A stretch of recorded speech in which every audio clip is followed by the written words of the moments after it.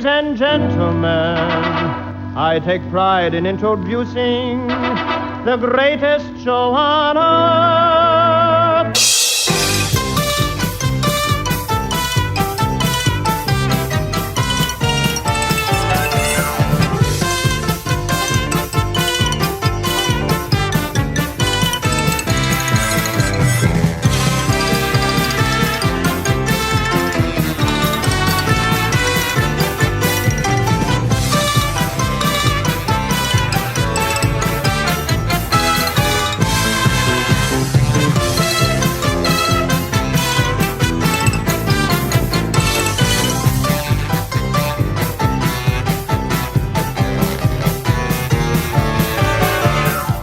Hi, everybody. This is Scott Gordon, and welcome to this week's The Uncle Floyd Podcast, number 70. Right now, it's Thursday, April 23rd, 2026, and it's 2:30 in the afternoon. And I'm doing this a little early this week because I have an audio gig this weekend. I haven't done one of those in a long time, but I find I need the money. Between having all my tooth work done and keeping the Uncle Floyd websites and the podcast and the live stream on the air, I got to work a little bit to pay my bills. So just thought I'd let you know that for the heck of it. But let's listen to the end of the theme song and then we'll get to the stuff.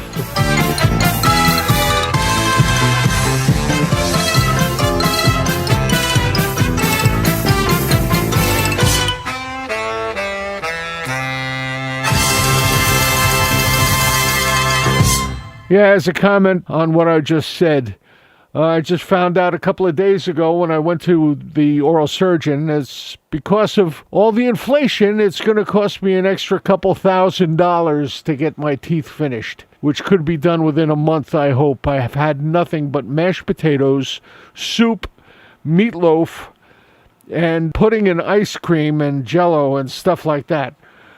I can bite, but I can't chew. I have no contact with my molars. Think about that. Just eat a meal and eat everything with just your front teeth. Don't use the sides at all. And see what I'm going through.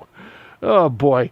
All right, here we go. We got a bunch of questions from people, and we'll have a song from Uncle Floyd at the end from one of the albums that he put together for different, shall we call them local personalities, politicians, whatever. All right, from Susie Tannenbaum. Last week, I asked what motivated different cast members to stay with the show. For the other listeners' information, it was episode number 12 where you shared your very moving story about this. Yeah, if you'd like to go and listen to it.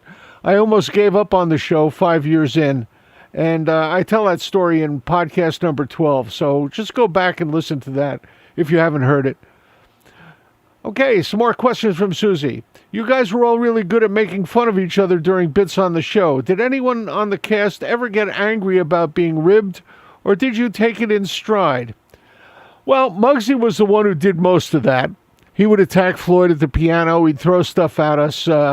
He was the one who started throwing firecrackers at Charlie when Charlie was doing Gene Shellfish. Those were really funny routines. But, you know, we took it. You know, it was a bunch of guys having fun with what we were doing. We had to cut back a little bit on it in the syndication and the New Jersey Network era, but we still did it. She also said, did anything ever happen during a skit that was especially embarrassing for you, or did you always let everything slide off your back?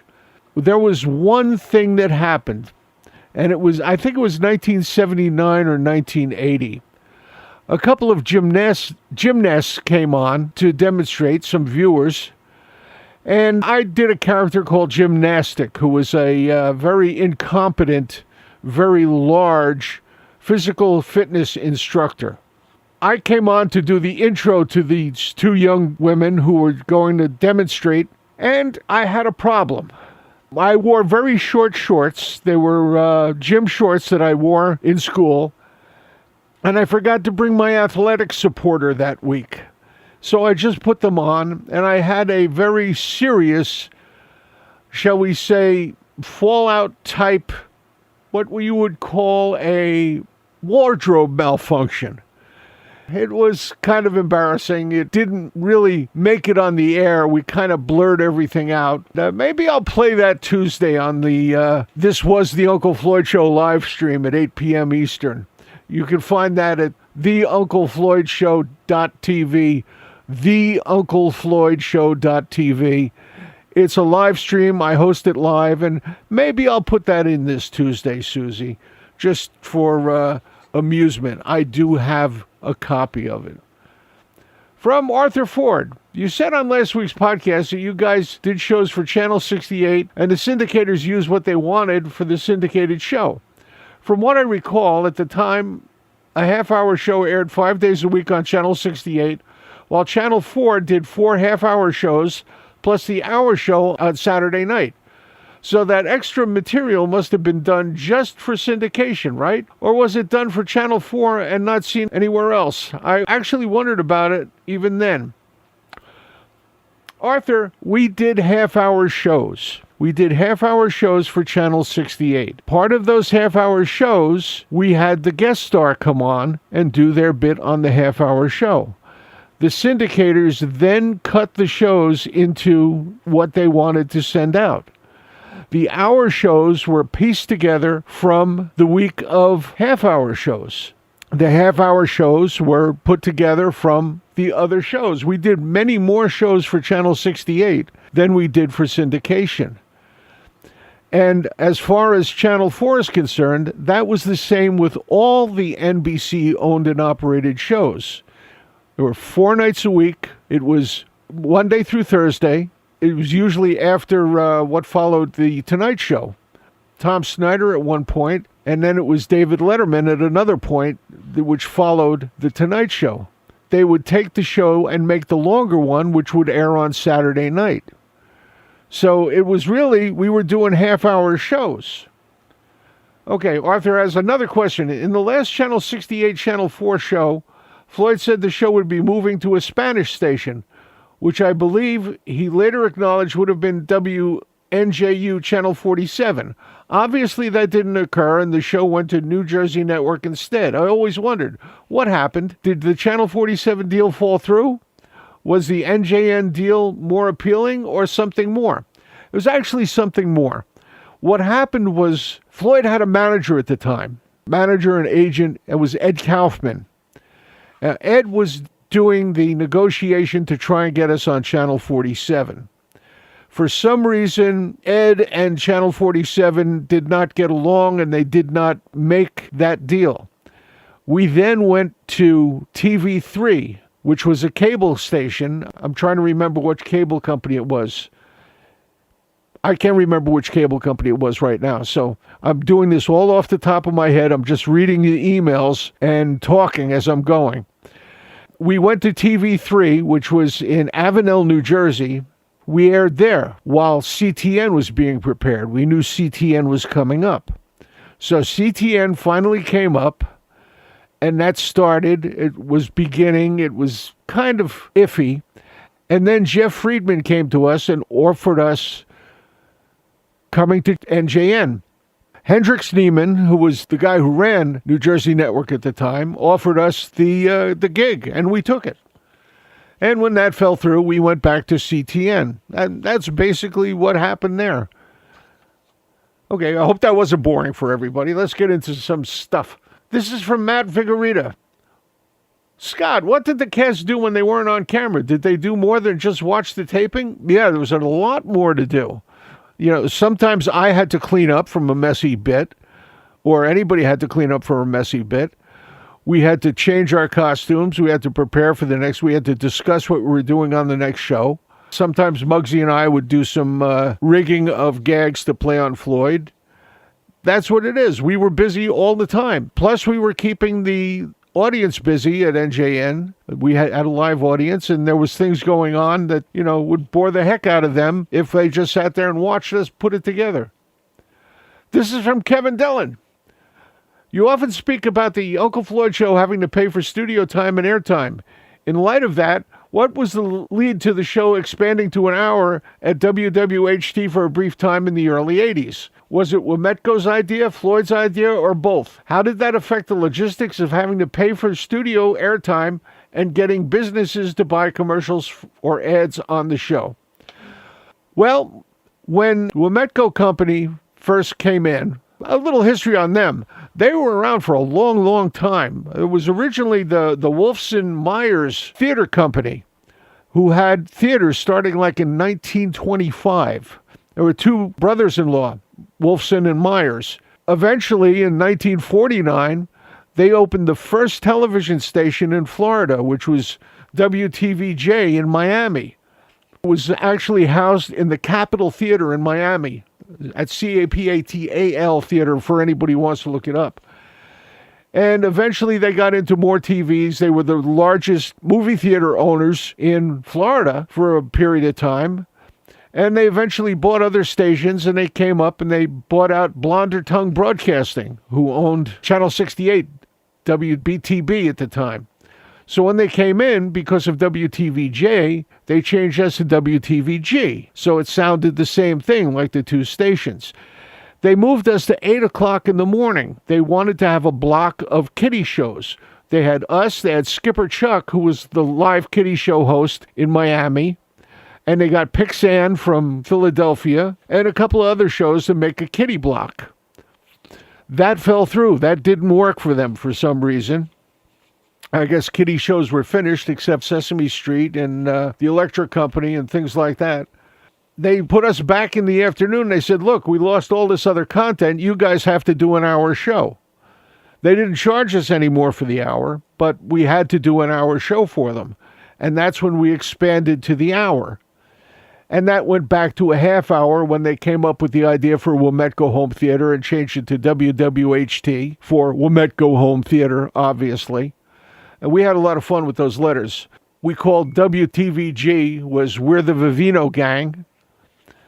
And WWHT was, wow, what a high tower, for the tower that was out behind the station. And that was before we moved to the Newark studio, when they really expanded into the New York market. From Dennis DeLeo.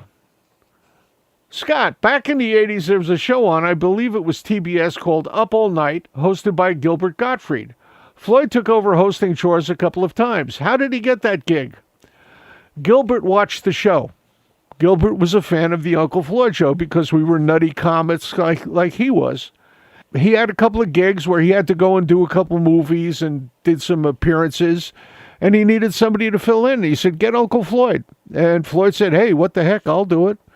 And that's basically how that happened and how we got to be friends with Gilbert Gottfried. Here's an interesting comment. It's not really a question.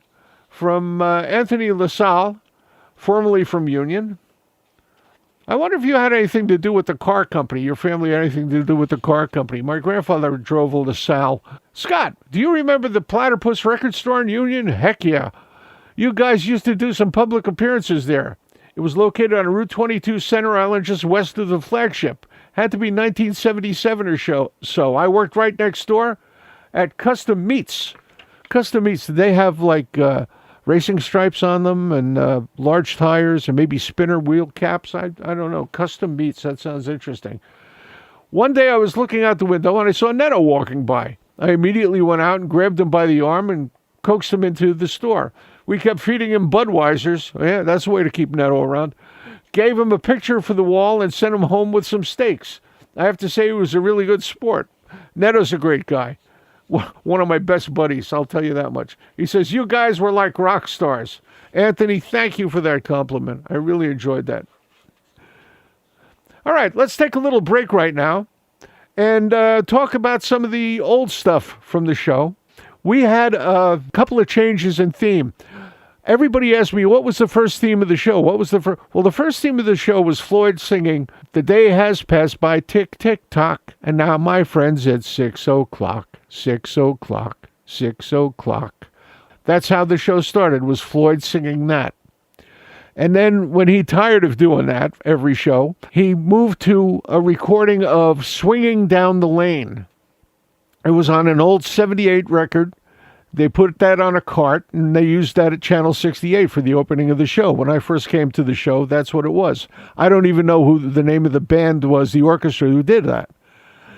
When Wometco came in, when Mr. Wolfson and all the other people came in and took over, they did some house cleaning, and they threw out a bunch of old carts. One of the carts was Swinging Down the Lane. Swinging Down the Lane was gone. Floyd went crazy trying to find something else for it. You know, he played the piano, did a couple of other things, and then he found a different version of Swinging Down the Lane, which we used for a couple of weeks, maybe a month. It was not as good as the original one, Swinging Down the Lane. This was the one that replaced it when we became WTVG.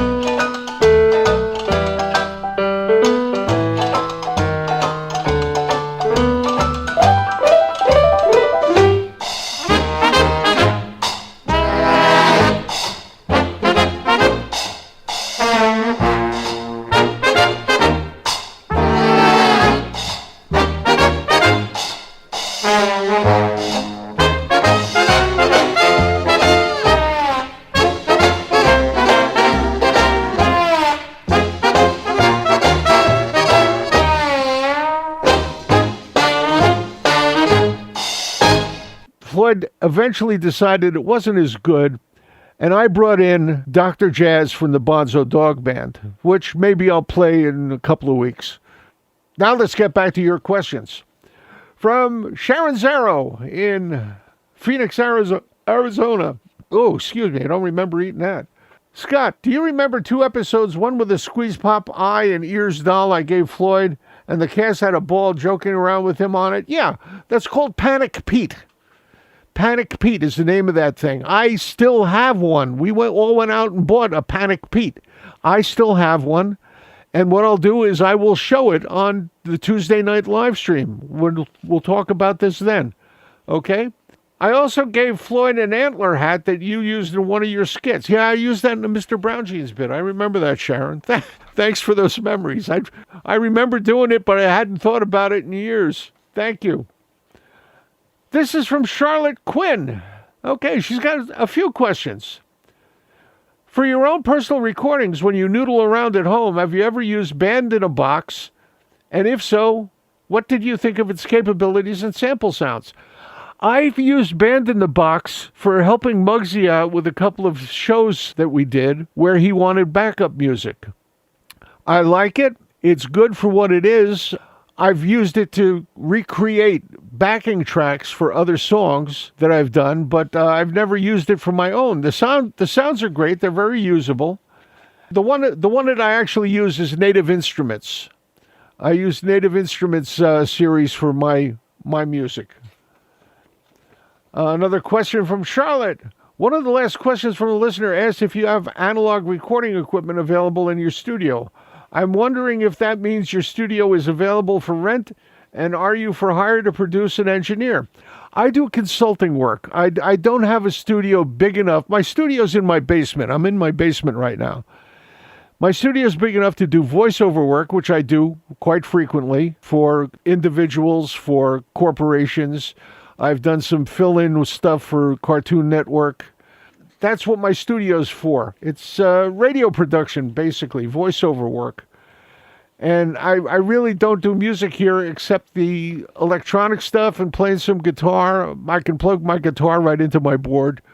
I don't really hire out, but I do consulting work. If someone wants to build a studio, if someone wants to put a sound system in, that's what I do. One more from Charlotte. You mentioned Howard Stern appearing on an Uncle Floyd show in December of 1979. Would you be able to show that appearance on the Stage It show in the near future? I will show that in the future, probably not this week. Sometime in the future, I do have it. I can show it. It wasn't in 79. I don't know where the rumor started at 79. I didn't say that. It was in the 1980s. It was during one of the New Jersey network shows, if I'm not mistaken, when he came to New York and started doing his show on WNBC. Okay, from Joe Brea in Peekskill, New York. Here's a story I hope you'll enjoy. My band appeared on the show twice. We were major fans. Needless to say, we were thrilled to be there. On our first appearance, it became quite clear that Floyd was not in a good mood as we were entering the studio.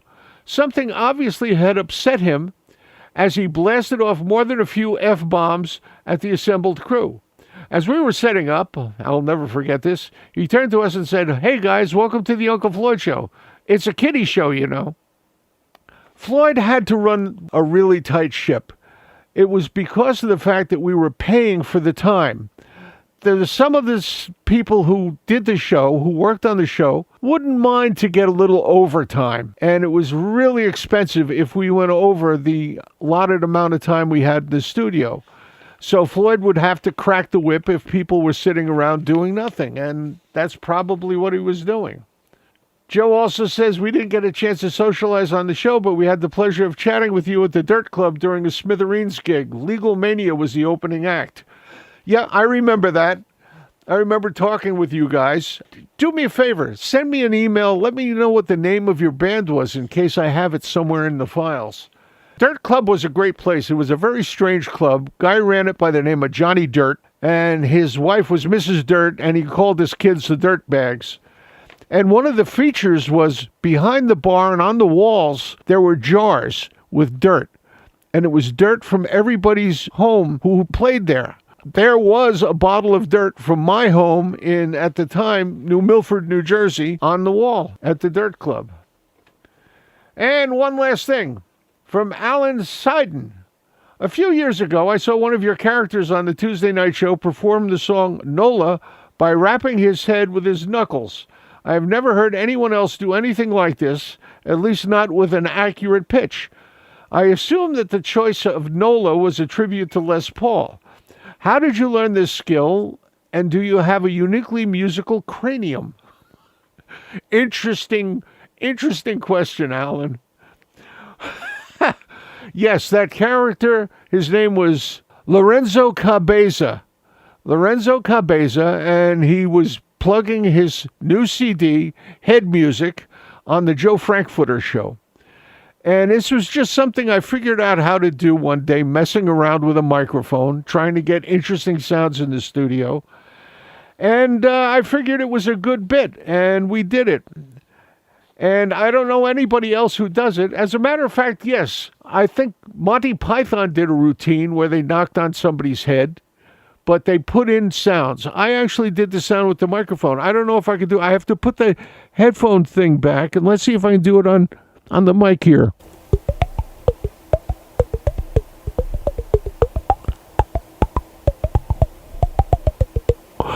This is a different shaped microphone. It's not a Shure microphone. It's a Neumann microphone that I'm using. And I used the Shure microphone when I was doing that on the Joe Frankfurter, the one with a ball on the end of it. So, all right, we're going to close up tonight. I just want to remind you guys that every Tuesday night at 8, we have a date at theunclefloydshow.tv. theunclefloydshow.tv. That's 8 p.m. Eastern Time. We don't repeat these shows. We don't archive these shows. You got to be there at the time and see it. All right, I host it live. I answer questions that are typed into the chat line. Diane sits across the table from me, and she reads me the questions because I have a lot of things to do running the tapes and everything else. We have fun. We talk about the show. The people chat back and forth and remember things and have comments and call me a nerd or something like that. Ask me what kind of junk I have left over from the show, and I have most of it. And also, if you'd like to get a question into me here, please send questions. The more questions we have, the more fun we have on this thing, the Uncle Floyd podcast. And that is ufpodcast@sge-inc.com. That's ufpodcast@sge-inc.com. And that will be it for today. And I hope to see you for number 71 next week.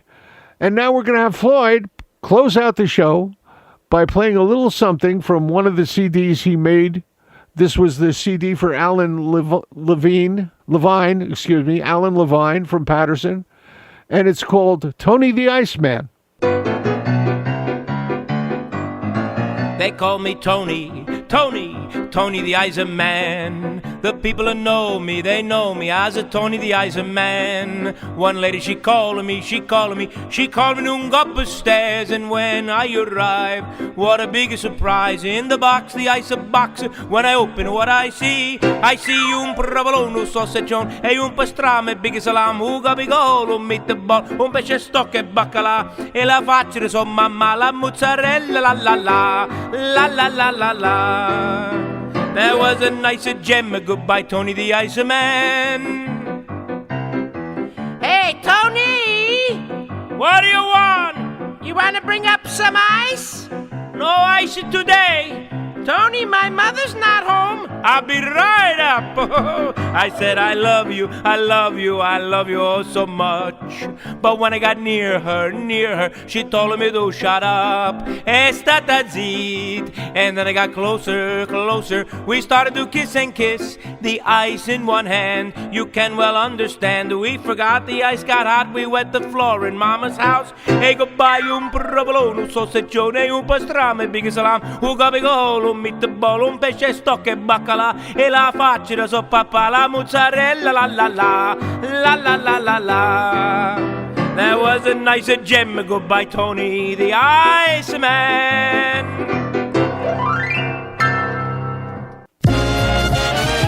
This program was produced in the studios of Scott Gordon Enterprises, Incorporated in Paramus, New Jersey.